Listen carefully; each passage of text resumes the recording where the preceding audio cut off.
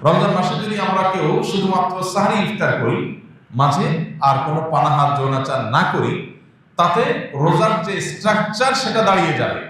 কিন্তু এই রোজা অর্থবহ হবে, সার্থক হবে, পূর্ণাঙ্গতা পাবে, এর ফিনিশিং হবে তখনই যদি আমরা এই রোজা শুধুমাত্র পেটের না করে এই রোজা চোখের, এই রোজা আমাদের ব্রেইনের, এই রোজা আমাদের হাতের, পায়ের, সমস্ত অঙ্গ প্রত্যঙ্গের করতে পারি। অর্থাৎ সকল অঙ্গ প্রত্যঙ্গকে, ওই যে পেটকে যেরকম আল্লাহর আদেশ নিষেধ দ্বারা নিয়ন্ত্রণ করছি, ইফতারের ঠিক আগ মুহূর্তেও রকমারি খাবার আমার সামনে আছে, আর মাত্র 2-4-5 মিনিট বাকি আছে সূর্য ডোবার, খাবারের চাহিদা আছে শরীরে, আবার খাবারও সামনে আছে, কিন্তু খাচ্ছি না কেন? আল্লাহর নির্দেশ হয় নাই।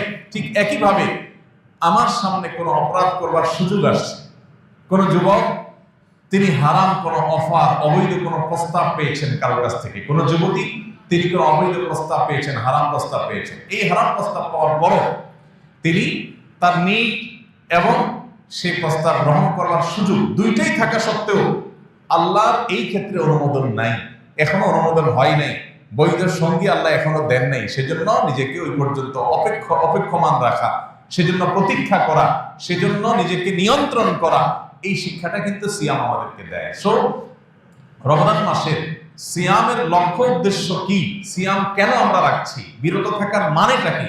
বিরত থাকার মানেই হলো জীবনের পদে পদে ব্রেক দেওয়া, জীবনের প্রতিটি স্তরে স্তরে ব্রেক দিতে জানা। ব্রেক দিতে জানা এটা সুস্থতার লক্ষণ, আর ব্রেক দিতে না জানা এটা অসুস্থতার লক্ষণ।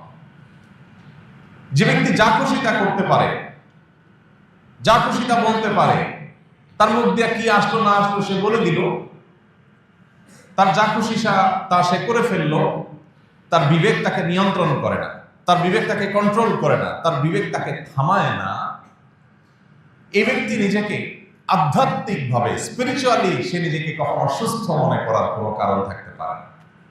পৃথিবীতে যত জীবন দর্শন আছে, পৃথিবীতে যত সমাজ ব্যবস্থা আছে, এই সবগুলোর সাথে ইসলামী সমাজ ব্যবস্থা বা ইসলামী বিধিবিধানের একটা মৌলিক পার্থক্যের জায়গা এখানে, যে বিশেষ করে আজকের পৃথিবীতে যে ভোগবাদী সমাজ আছে, এই ভোগবাদী সমাজে আপনাকে বিরত থাকার কথা খুব একটা কেউ বলবে না, সবাই আপনাকে বলবে শুধু ভোগের কথা। প্রতিটা বিজ্ঞাপন, প্রতিটা অ্যাডভার্টাইজমেন্ট, প্রতিটা বিজ্ঞাপনী বিলবোর্ড আপনাকে আহ্বান করে ভোগের প্রতি।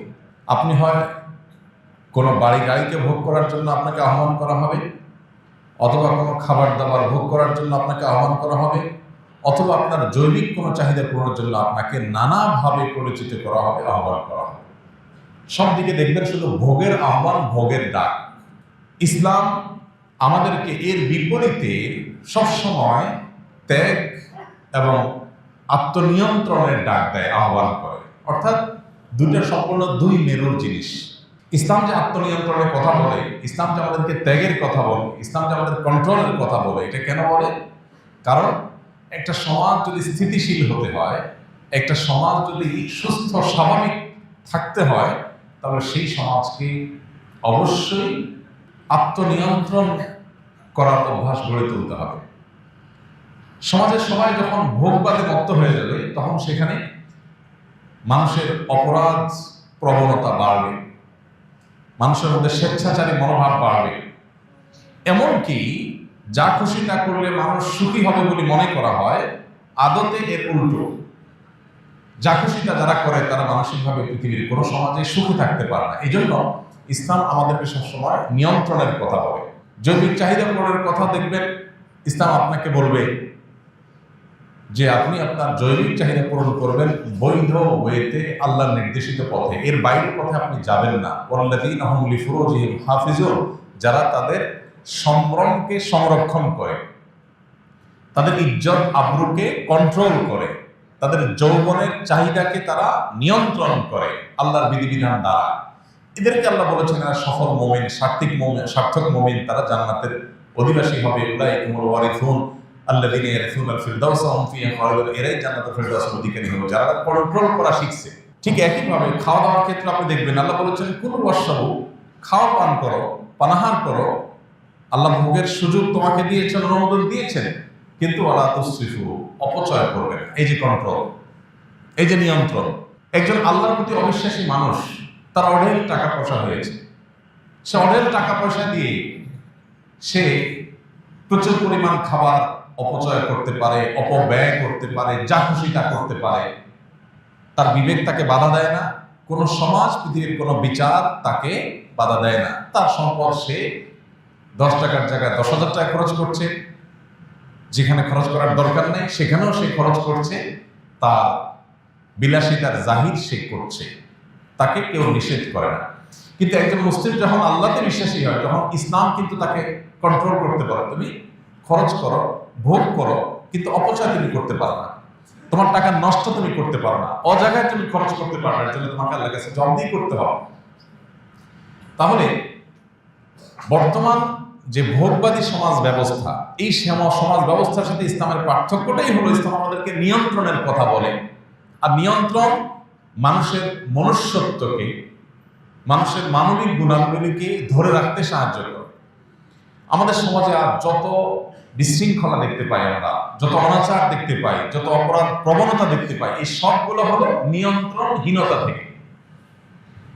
আপনি একজন সরকারি বেসরকারি কর্মকর্তা, কোনো কাজ জায়গায়, কোনো অফিসের কোনো প্রতিষ্ঠানে, আপনার সামনে অবৈধভাবে সুযোগ গ্রহণ করা, ঘুষ গ্রহণ করা, অবৈধ উপার্জন করবার সুযোগ আপনার সামনে আসছে। আপনি চাইলেই সেটা করতে পারেন, কিন্তু আল্লাহ আপনাকে নিষেধ করেছেন, আল্লাহর সীমানা আছে এখানে, এটা আপনি ওভারটেক করতে পারেন না। সেই চিন্তা থেকে, সেই চেতনা থেকে আপনি সেই কাজটি করলেন না, আপনি নিজেকে বিরত রাখলেন। এর নাম ইসলাম।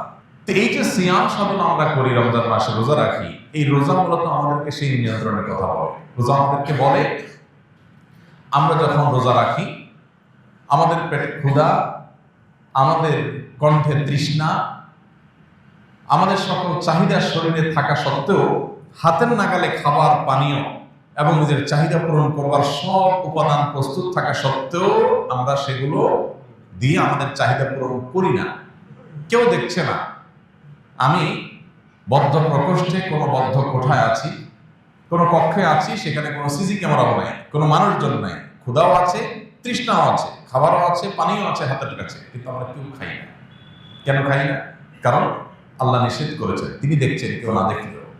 ঠিক একইভাবে আমি যখন একাকী থাকি, তখন মোবাইলে হারাম কোনো ভিডিও, ফুটেজ, ছবি দেখার সুযোগ আমার সামনে এসেছে, মনেও চাচ্ছে, সুযোগও আছে, কেউ দেখছেও না, তারপরেও আমার মনে হতে হবে যে আল্লাহ আমাকে দেখছেন এবং তিনি নিষেধ করেছেন, তার নিষেধাজ্ঞা অমান্য করলে শাস্তির মুখোমুখি হতে হবে। সেই ভয়ের চেতনা থেকে যদি আমি সেটাকে স্কিপ করে চলে যেতে পারি, এটাই হলো সিয়ামের বার্তা, সিয়ামের শিক্ষা, সিয়ামের প্রশিক্ষণ। এটাই হলো সিয়ামের লক্ষ্য, যে সিয়াম আমাদেরকে আল্লাহ দিয়েছেন যে বিরত রাখা নিজেকে, এটা ট্রেনিং যেন আমরা করি। দিনের বেলায় 30 দিন আমরা দিনের বেলায় পান, আহার, যৌনাচার এগুলোর সুযোগ থাকা সত্ত্বেও, নিড বা প্রয়োজন থাকা সত্ত্বেও আমরা সেই পথে পা বাড়াই না আল্লাহর ভয়ে। অতএব এই যে বিরত থাকার শিক্ষা রমজান মাসে আমরা পেয়েছি, এটাকে আমাদের সামগ্রিক জীবনে যদি আমরা ইমপ্লিমেন্ট করতে পারি, বাস্তবায়ন করতে পারি, তবে আমাদের সেই সিয়াম সাধনা সার্থক হবে ইনশাআল্লাহ। তাহলে রমজান মাসের পুরো আয়োজন, সকল প্রচেষ্টাকে যদি আপনি সফল এবং সার্থক করতে চান, তাহলে আপনার প্রথম কর্মসূচি হতে হবে সিয়াম বা রোজার লক্ষ্য এবং উদ্দেশ্যকে মাথায় রেখে যথাযথ উপায়ে রমজান মাসে সিয়াম সাধনা করা, রোজা রাখা। এই জন্য ভাইরা, আজ অস্থিতিশীল পৃথিবীকে যদি আবার স্থিতিশীল করতে হয়, ডিপ্রেশনে হাবুডুবু খাওয়া সমাজকে যদি প্রকৃত সুখের সন্ধান দিতে হয়, তাহলে সিয়ামের শিক্ষাকে আমাদের জীবনে ধারণ করতে হবে। বিরত থাকা, ব্রেক দেওয়া, থামতে জানা, এটা আমাদেরকে শিখতে হবে। আল্লাহ আমাদেরকে সেই তৌফিক দান করুন। আমরা রমজান মাস জুড়ে রোজা রাখি, অনেকে প্রতি বছর রাখি, কিন্তু এই সিয়াম আমাদের মধ্যে সেই আবহ তৈরি করে না যে আবহ আমাকে মুত্তাকি করবে, পদে পদে আমি ব্রেক দিতে শিখবো। এর প্রধান কারণ হলো সিয়ামের লক্ষ্য উদ্দেশ্য মাথায় রেখে আমরা রোজা রাখি না। জাস্ট আল্লাহ ফরজ করেছেন সেজন্য, আল্লাহ তো ফরজ করেছেন, পাশাপাশি তার লক্ষ্য করেছেন আল্লাহুম তাত্তাকুন, রোজা রাখলে আশা করা যায় তোমরা মুত্তাকি হতে পারবে। বিরত থাকা, থামতে শেখা, ব্রেক দিতে পারা, এটা শিখবে তোমরা। সামগ্রিক জীবনে যখন সেটাকে ইমপ্লিমেন্ট করবে তখন তোমার জীবন সফল হবে, সার্থক হবে, মুত্তাকি হবে, খাঁটি মুমিন হবে, আল্লাহর প্রিয় বান্দা হবে এবং তুমি সুখী মানুষ হবে দুনিয়াতে এবং আখিরাতে। সেই লক্ষ্যকে মাথায় রেখে আমাদেরকে প্রতিদিনের সিয়াম সাধনা করতে হবে। আজকে সিয়াম রেখে আমি সকাল থেকে এই পর্যন্ত পুরো সময়ের মধ্যে আল্লাহর কোনো অবাধ্য কাজ করেছি কিনা, আল্লাহর কোনো নাফরমানি করেছি কিনা, কোনো হারাম আমার দ্বারা হয়েছে কিনা, কারোর সমালোচনা তার অগোচরে হয়ে গেছে কিনা, কোথাও আমি উচ্চ বাচ্চ করে ঝগড়া ফাসাদ করে ফেলেছি কিনা, আমি আল্লাহ নিষিদ্ধ কোনো কাজ করেছি কিনা, এই বিষয়টা আমাকে নজরদারিতে রাখতে হবে। প্রশ্নের উত্তর আমার কাছ থেকে বের করতে হবে। যতদিন পর্যন্ত এইভাবে আমি সেলফ মনিটরিং সিস্টেমকে অন রাখবো, রোজা রেখে আমার নিজেকে নিয়ন্ত্রণ করবার, পর্যবেক্ষণ করবার এই সুযোগ যতদিন পর্যন্ত আমি খোলা রাখবো, চোখখান খোলা রাখবো, ততদিন পর্যন্ত আমার সিয়াম আমাকে ঠিকই মুত্তাকি বানাবে এবং রমজানের এই পুরো সাধনা সার্থক হবে ইনশাআল্লাহ। আল্লাহ আমাদেরকে তৌফিক দান করুন। তাহলে 1 নম্বর পয়েন্ট বলেছি, আমাদের রমজানের সকল সাধনা, সকল প্রচেষ্টা এটা সফল এবং সার্থক হবে যদি রমজানের প্রধান আমল সিয়ামকে আমরা আদায় করি। শুধু আদায় করাই নয়, সিয়ামের লক্ষ্য, তার উদ্দেশ্য, সিয়াম যে আমাদের বার্তা দেয়, মেসেজ দেয়, সেই মেসেজটি আমরা গ্রহণ করতে পারি, ইনশাআল্লাহ এই রমজানের সকল সাধনা, সকল প্রচেষ্টা সার্থক হবে। নাম্বার 2, সিয়ামের এই মাসে, রমজানের এই মাসে তারাবির সালাত এটা অন্যতম গুরুত্বপূর্ণ আমল। নবী করিম সাল্লাল্লাহু আলাইহি সাল্লাম যখন এই সিয়ামের কথা বলেছেন, তার পাশাপাশি তারাবির সালাতের কথা বলেছেন। মান সামা রমাদান ঈমানান ওয়া ইহতিসাবান গুফিরা লাহু মা তাকাদ্দামা মিন যামবি। এরপরে বলেছেন ওমান কামা রমাদান ঈমানান ওয়া ইহতিসাবান গুফিরা লাহু মা তাকাদ্দামা মিন যামবি। সিয়ামের পুরস্কার স্বরূপ আল্লাহ তাআলা পূর্বের গুনাহ যেমন মাফ করে দিবেন, ঠিক একই ভাবে যদি কেউ তারাবির নামাজ আদায় করে তাহলে তাকে আল্লাহ তাআলা পূর্বের গুনাহ খাতা মাফ করে দিবেন, ওয়াদা করেছেন। আমাদের বাংলাদেশের সমাজ বাস্তবতায় আমরা কৈশোর থেকে, ছেলেবেলা থেকে দেখে আসছি যে সমাজের বিপুল সংখ্যক মানুষ, মুসলমানরা, তারা রমজান মাসে দিনের বেলা রোজারা যেমন রাখেন, রাতের বেলায় তারাবিটাও আলহামদুলিল্লাহ আদায় করার চেষ্টা করেন। এখন দিন যত অতিবাহিত হচ্ছে, ভোগবাদের দিকে আমরা অনেক বেশি ডুবে যাচ্ছি, ভোগবাদের এই অতল গহ্বরে আমরা হারিয়ে যাচ্ছি ধীরে ধীরে। এই কারণে মসজিদগুলোতে তারাবির নামাজে অংশগ্রহণকারী মানুষের সংখ্যা আগের তুলনায় আস্তে আস্তে কমছে এবং প্রথম 2, 4, 5, 7 দিন কিছু মুসল্লি থাকলেও খুব দ্রুততার সাথে সেই মুসল্লি কমে যাচ্ছে। এই যে একটা প্রবণতা আমাদের সমাজে শুরু হয়েছে, এর কারণ কি? এর কারণ হলো ওই যে 1-1.5 ঘন্টা বা 2 ঘন্টা দাঁড়িয়ে কোরআনে কারীম এর তেলাওয়াত শোনার মতো ধৈর্য আমাদের হয় না। অর্থাৎ আমরা আমাদের ঈমানি যে চেতনা, তাকওয়ার যে চেতনা, সেটা থেকে এত দূরে সরে গেছি যে সারা বছরের মধ্যে একটি মাস কোরআনের 1 ঘন্টার জন্য দিনে, 1.5 ঘন্টার জন্য দিনে সংস্রবে আসবো, সেই সময়টুকু পর্যন্ত আমরা বের করতে পারি না। দুনিয়া আমাদেরকে আষ্টে পৃষ্ঠে এমন ভাবে বেঁধে ফেলেছে যে 1-1.5 ঘন্টা কোরআন তেলাওয়াত শোনার মতো ধৈর্য আমাদের নাই। এখান থেকে পরিমাপ করা যেতে পারে যে আমাদের ঈমানের অবস্থা, তাকওয়ার অবস্থা কতটা ভয়াবহ। নেক্সট সূরাতে ধোঁকা শুরু হয়েছে যে তারাবির নামাজ ফরজ না, সুন্নত। সুন্নাত মানে হলো যেটা নিয়ে ঢিলামি করা যায়, ঘড়িবসি করা যায়, এমন একটা টেন্ডেন্সি আমাদের মধ্যে আসছে। আবার আলহামদুলিল্লাহ উলামা ইকরামের দীর্ঘদিনের প্রচেষ্টা, দীর্ঘদিনের দাওয়াতের ফসল স্বরূপ তারাবির নামাজের গতি সারা দেশের মসজিদগুলোতে একটু হলেও কমতে শুরু করেছে। তারাবির নামাজের গতি কমাটা ভালো না খারাপ? সবকিছুর গতি ভালো না। কোনো কোনো কিছু আছে গতি যত কম থাকে কোয়ালিটি তত ভালো হয়। তারাবির নামাজ বা যে কোনো নামাজের ক্ষেত্রে একই কথা প্রযোজ্য, ধীরস্থিরতাটা এখানে ইম্পর্টেন্ট।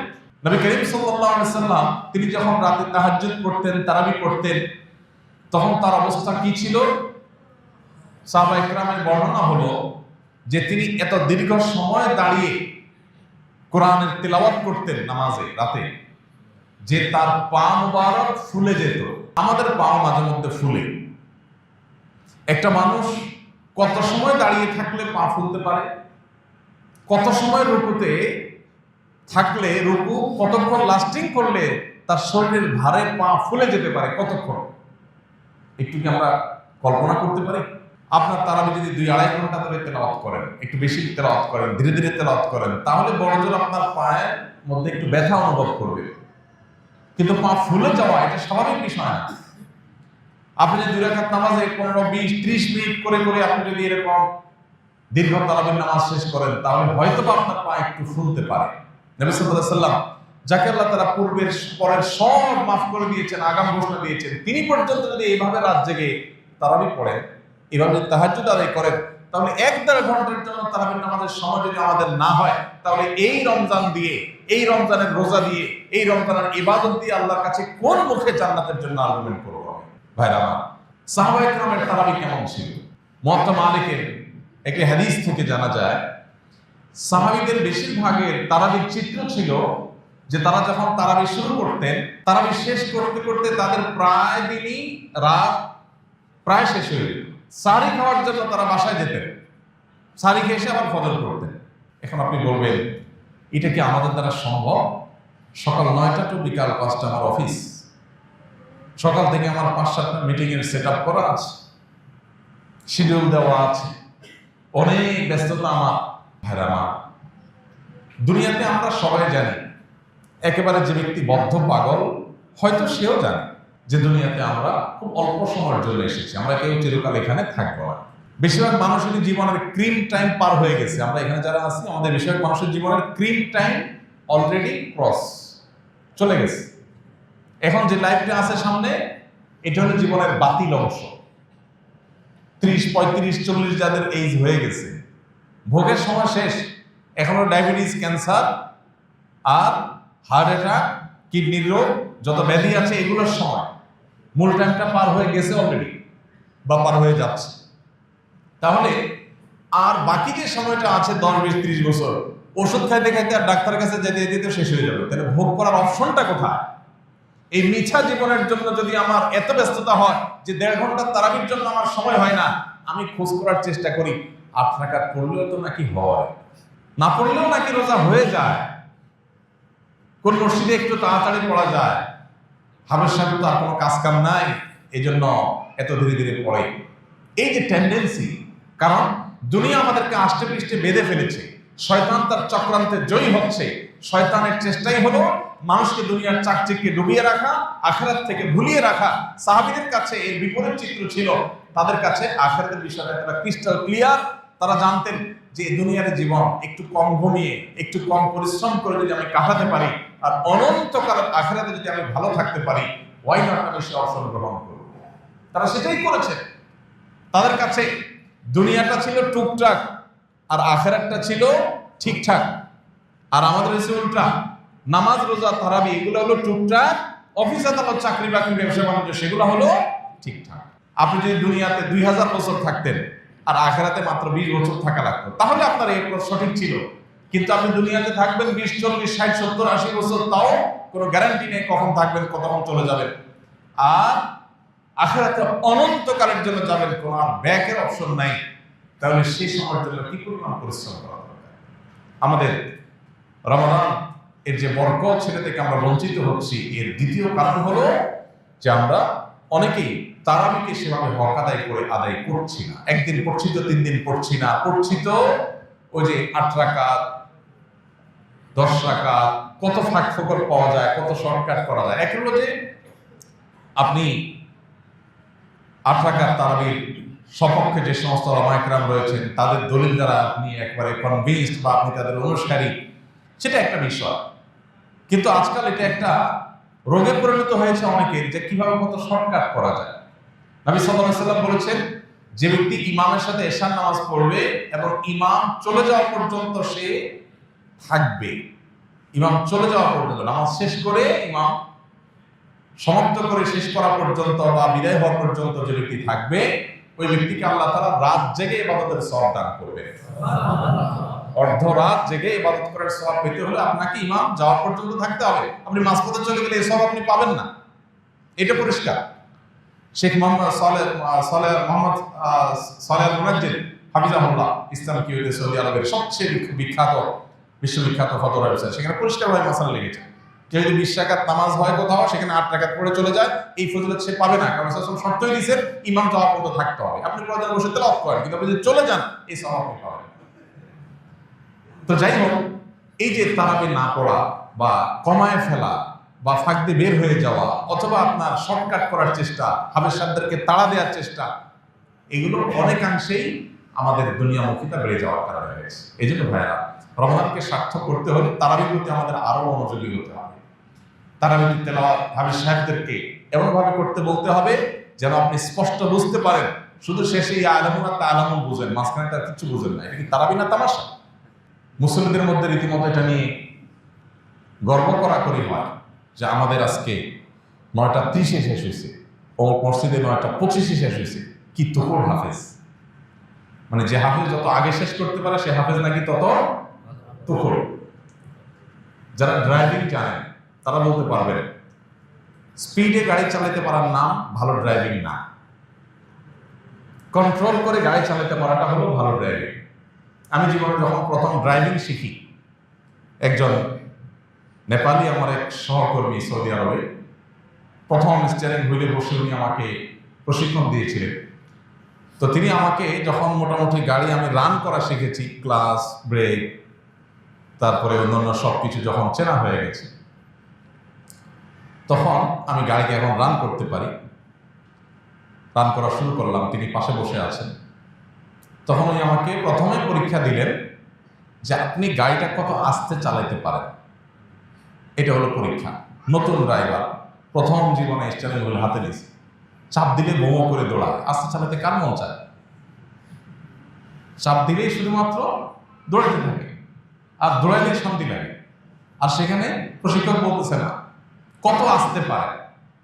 এরপর এক পর্যায়ে উনি নেমে গেলেন গাড়ি থেকে, নেমে বলেন আমি খুব ধীরে ধীরে হাঁটবো একটা বাচ্চার মতো, ঠিক আমার সাথে তাল মিলায় গাড়ি চালাতে পারেন কি? আমি দেখি কিন্তু ডিফিকাল্ট। ম্যানুয়াল গিয়ার হলে গাড়ি বন্ধ হয়ে যাচ্ছে, স্টার্ট বন্ধ হয়ে যাচ্ছে, এত আস্তে চালাতে গেলে বন্ধ হয়ে যাচ্ছে, স্কার্টারের সাথে ক্লাচের সমন্বয় করা কঠিন হয়ে যাচ্ছে। তখন বলেন যে ড্রাইভার হয়ে উঠতে হলে আস্তে চালানো শিখতে হবে। জোরে সবাই চালাতে পারে, জোরে চালানোর পরে দাঁড়ান দৌড়ান, কোথাও মারছেন না মারছেন তো পরের ইস্যু, কিন্তু আস্তে যে চালাতে পারে, নিয়ন্ত্রণ যে করতে পারে, সে হলো ড্রাইভার। তা হাফেজ সাহেব কি করছে মাঝখানে কিচ্ছু বললেন না, তুফানের মতো ফেনা তুলে ফেললো না, শুধু আলামুন আর তাআলামুন বললো। আপনি বললেন বাপরে বাপ, কি হাফেজ, কিছুই বোঝা যায় না। যেমন মুসল্লি তেমন হাফেজ। এই জন্য তেলাওয়াত ধীরে ধীরে করতে পারা, এটা সব হাফেজ পারে না। তুহুর ভাবে, হুলস্থুল ভাবে সবাই করতে পারে। এই জন্য ভাই, রমজান মাস জুড়ে আমরা চেষ্টা করবো ইনশাআল্লাহ আমাদের তারাবির নামাজে আরো বেশি মনোযোগী হতে। তারাবির নামাজকে অর্থবহ করবার জন্য আমরা একটা বই গত বছর লিখেছিলাম, তারাবির সালাতে কোরআনের বার্তা।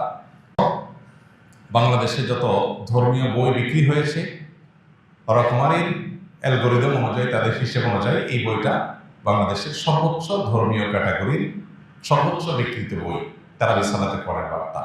এটাও ইমাম সাহেবের কাছে পেয়ে যাবেন, হয়তো আপনারা নিতে পারেন কারো লাগবে। আমি যেখানে তারাবি পড়ি আমার বাসার পাশে মসজিদে, সেখানে আমি চেষ্টা করি যেদিনই থাকি প্রতিদিনই তারাবির সারসংক্ষেপটা আমি 5-7 মিনিটে মুসল্লিদের সামনে তুলে ধরি। 3-4 পৃষ্ঠায় সারসংক্ষেপটা তুলে ধরা আছে। অতএব এইটা আপনি বাসায় যদি একটু দেখে আসেন, তাহলে আপনার ওই যে তারাবিতে আপনার যে একটা বিরক্তি লাগে অনেকের, এই বিরক্তিটা আর লাগবে না ইনশাআল্লাহ। আপনি যে অর্থটা বুঝেন কি আছে না আছে, রিলেট করতে পারবেন, মনোযোগটা আপনার বাড়বে ইনশাআল্লাহ। আল্লাহ আমাদেরকে তারাবিটাকে যথাযথভাবে আদায় করার তৌফিক দান করুন। ভাইরা, এই যে কোরআন তেলাওয়াত করি আমরা বা কোরআন তেলাওয়াত শুনি, এটা যে কত বড় একটা ট্রিটমেন্ট।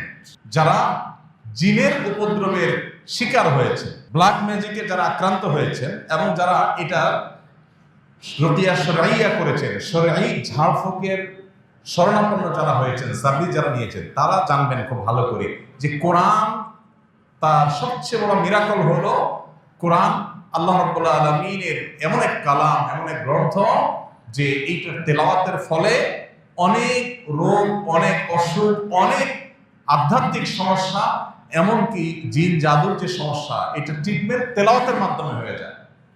আমার পরিচিত একাধিক মানুষ, পার্সোনালি আমি খুবই চিনি, ব্যক্তিগতভাবে ফ্যামিলিগতভাবে আমার সাথে ভালো সম্পর্ক আছে, এরকম মানুষ আছে।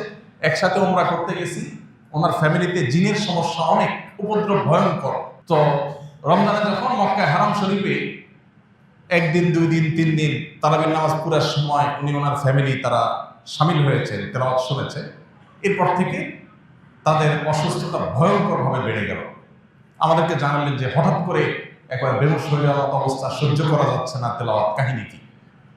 তো আমি রাকিদের সাথে যোগাযোগ করলাম, বিভিন্নভাবে পরামর্শ আলোচনা করলাম, করার পরে অ্যাসেসমেন্ট করে দেখা গেল যে মেডিসিন জায়গা মতো পড়েছে, অর্থাৎ এই যে তেলাওয়াত হচ্ছে সেই তেলাওয়াতের ফলে তার ট্রিটমেন্ট শুরু হয়ে গেছে।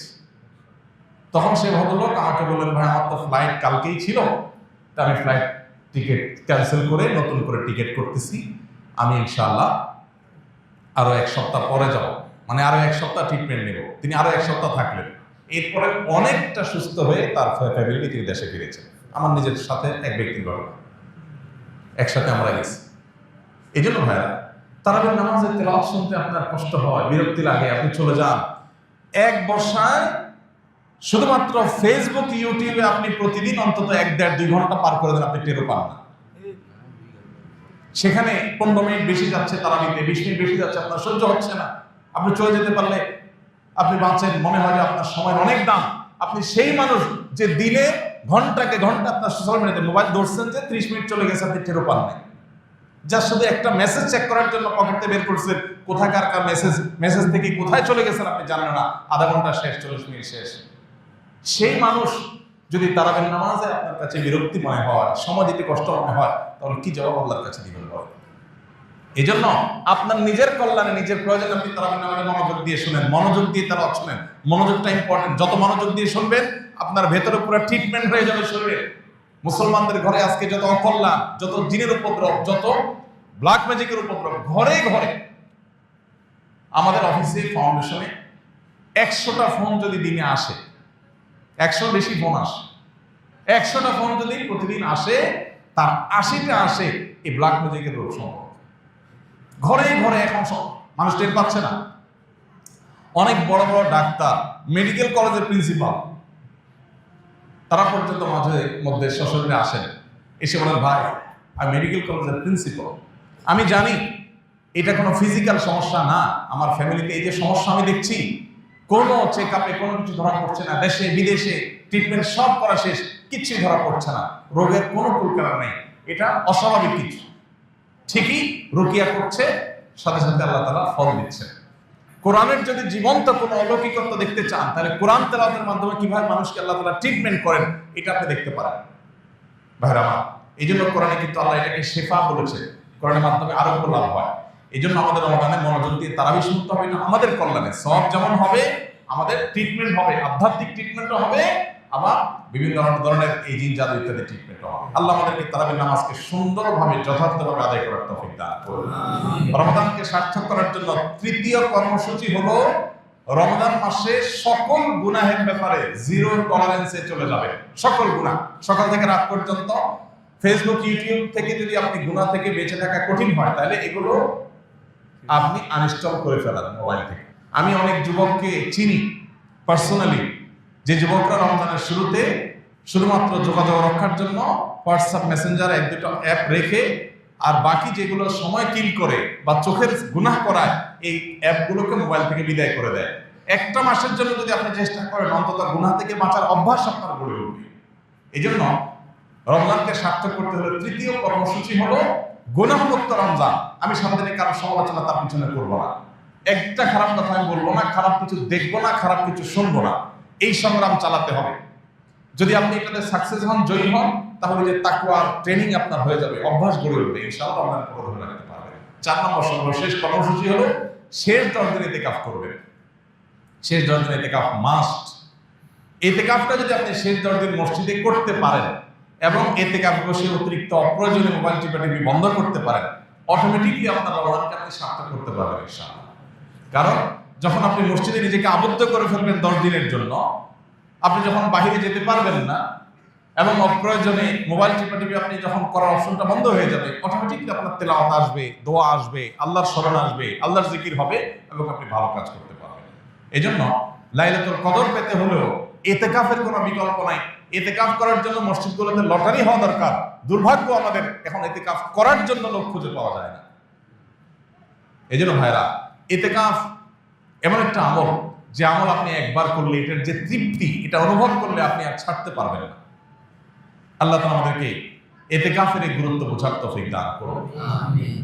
ইতিকাফ এমন আমল যে নবী করিম সাল্লাল্লাহু আলাইহি সাল্লাম রমজান মাস যখনই রমজানের রোজা ফরজ হয়েছে দ্বিতীয় হিজরিতে, তখন থেকে নিয়ে তার ওফাত দশম হিজরিতে হয়েছে, এই 8 বছরের দীর্ঘ সময়ে কোনো দিন, কোনো রমজানে তিনি ইতিকাফ ছাড়েন নাই। প্রত্যেক রমজানে প্রতি বছর তিনি ইতিকাফ করেছেন।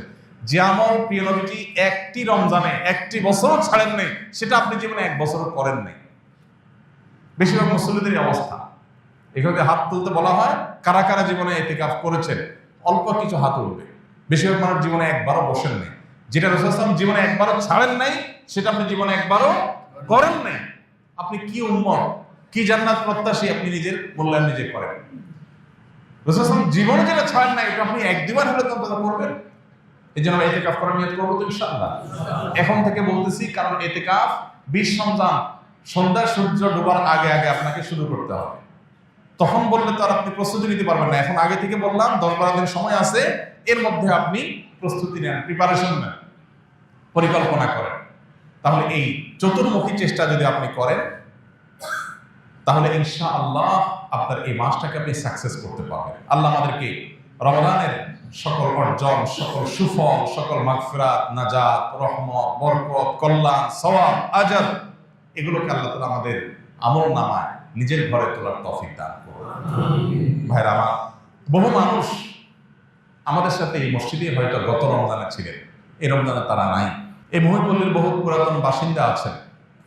আল্লাহ জহির সাহেব মসজিদের সহসভাপতি ছিলেন, কোভিড-19 সময় দুনিয়া থেকে চলে গেছে। এখনো চোখের সামনে ভাসে কিভাবে তিনি পায়চারি করতেন, ভালো মন্দ মানুষের মধ্যে থাকে, কিন্তু চাতক পাখির মতো চেয়ে থাকতেন যে কোনো রাস্তাঘাট যেন নষ্ট না হয়, কেউ যেন অনাচার না করে। এটা তার একটা ভালো গুণ ছিল। উল্টাপাল্টা দেখলেই সেখানে গিয়ে থামানোর চেষ্টা করতেন। জেলাজন্ত একজন মানুষ হঠাৎ করে চলে গেলেন, শেষ, আর কোনোদিন আসবেন না, শেষ, নো রিটার্নের পর্যায়ে চলে গেছেন, সে জগতে চলে গেছে। আর অনেকে আমাদের ছিলেন এখানে, যাদের জানাজা আমরা পড়েছি গত 1 বছরের মধ্যে, তারা আর আসবেন না। আমরা এখানে যারা বসে আছি এখন, আমি কিংবা আপনি, হয়তোবা সামনের রমজানের আগে আগে দুনিয়া থেকে আমরা চলে যাবো। সামনের রমজানে হয়তো এই মসজিদ থাকবে, আমরা অনেকেই এখান থেকে আমাদেরকে তুলে নেওয়া হবে, শেষ। এটাই জীবনের শেষ সুযোগ, এটাই জীবনের শেষ রমজান। সেই চিন্তা থেকে আসল রমজানের অবশিষ্ট দিনগুলোকে যথাযথভাবে কাটানোর চেষ্টা করি। প্রতিদিন একটা সময় অবশ্যই আল্লাহর কাছে বিশেষভাবে দোয়ায় মনোনিবেশ করি। রমজান মাসে দোয়াটা খুব বেশি হওয়া দরকার, দোয়া আমাদের হয় না। কমপক্ষে 5-10 মিনিট হাত তুলে চোখের পানি ফেলে আল্লাহর সাথে 10টা মিনিট আপনি ডেইলি কথা বলেন। 24 ঘন্টার মধ্যে 10টা মিনিট দোয়ার জন্য বরাদ্দ রাখেন। ইফতারের আগে হুলস্থুল কোনোভাবে আমরা থামাইতে পারি না। ইফতার 15 মিনিট আগে বাসার সমস্ত আয়োজন স্টপ করে দেন, যা যেখানে আছে। এইভাবে পেঁয়াজি এখনো চুলার উপরে আছে, চুলা বন্ধ করে দেন। এই পেঁয়াজি মাগরিবের পরে খাবে আজকে আর দরকার নাই, কারণ এখন এটা করতে গেলে আজকের দোয়াটা মিস হয়ে যাবে। 15 মিনিট আছে, এখন পরিবারের সময় আল্লাহর কাছে হাত তোলেন। ইফতারের আগে দোয়া কবুল হয়। ভোর রাত দোয়া কবুলের সময়, ভোর রাতে উঠেও আমরা মোবাইল টিপি বন্ধ হয় না। ফেসবুকের নোটিফিকেশন, যুবক পোলাপানের মা বাপ চিল্লাইতে মোবাইল হাত থেকে রাখে না। এরপর এসে খাবে, এমন সময় খাবে যে তার খাবারের প্লেট এক হাতে, আর এক হাতে খাবারের লোকমা, আর এদিকে মসজিদের মুয়াজ্জিনের হাতে মাইক। কম্পিটিশন চলে, কে আগে দেয়, কি মুয়াজ্জিন আগে আজান শুরু করে দেয়, সে আগে শেষ করতে পারে, কম্পিটিশন হয়। এটা কি সাহারি না তামাশা? শেষ সময় সাহারি করতে বলা হয়েছে, এর মানে এই না যে লাস্ট মিনিট পর্যন্ত আপনি খাবেন। নবী করিম সাল্লাল্লাহু আলাইহি ওয়াসাল্লাম সাহারি খেয়ে শেষ করে ফজর নামাজ শুরু করতেন, মাঝখানে 50 আয়াত তেলাওয়াতের মতো আনুমানিক 10 মিনিট সময় গ্যাপ থাকতো। তাহলে শেষের দিকে সাহারিতে শেষে করেন আর আগে করেন, ভোর রাতে যখনই উঠেন একটু দোয়া, এটা যদি আপনি করেন ইনশাআল্লাহ বিদিল্লাহ রমজানটা আপনার কাছে প্রাণবন্ত হবে, উপভোগ্য হবে। আপনি রমজানকে ফিল করতে পারবেন। 10টা মিনিট করে ডেলি কাটার ব্যবস্থা করার অভ্যাস করেন, পরিবারের সব সদস্যদেরকে নিয়ে বা যার যার মতো করে সবাই দোয়া করেন। চেষ্টা করবো তো ইনশাআল্লাহ। আল্লাহ আমাদেরকে তৌফিক দান করুন।